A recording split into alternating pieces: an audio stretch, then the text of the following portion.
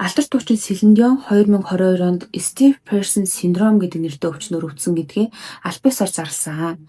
За энэ яг ямар учиртай өвчин юм бэ гэхээр утгачлаад орчуулах юм бол ер нь хөшин хүний синдром гэж орчуулж болох юм билээ л дээ. Тэгээд дархлааны систем алдагдсанаас болоод өөрийнхөө булчин болон мэдрэлийн системийг гэмтээдэг юм маш ховор төрлийн аутоиммуны өвчин.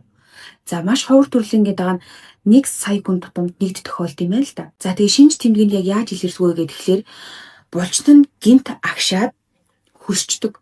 За тэгээ дээрэс нь хөдөлгөөн хийгээд айгүй их саадтай болдог. Тэгээ булчин нь ингээ агшаад хөшгөрөө маш хүчтэй зовир өвдөлтийг тухайн хүнд өгд юм байна л да.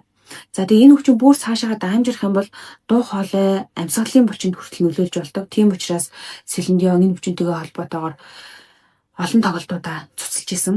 За эмчлэх айгүй олон арга байдаг юм байна. Тэгээд сүүлийн үед айгүй хурдцтай хөгжөөд байгаа арга нь болохоор ботокс тарилга юм байна. За ботокс тарилга тарихаар яадгүй гэдгийг нөгөө чангарсан байгаа булчингууд чинь суллаад өчтдөг. Тийм учраас нөгөө хүчтэй өвдөлт өгөх зовир нь хүртэл айгүй бага үдийн гинэ.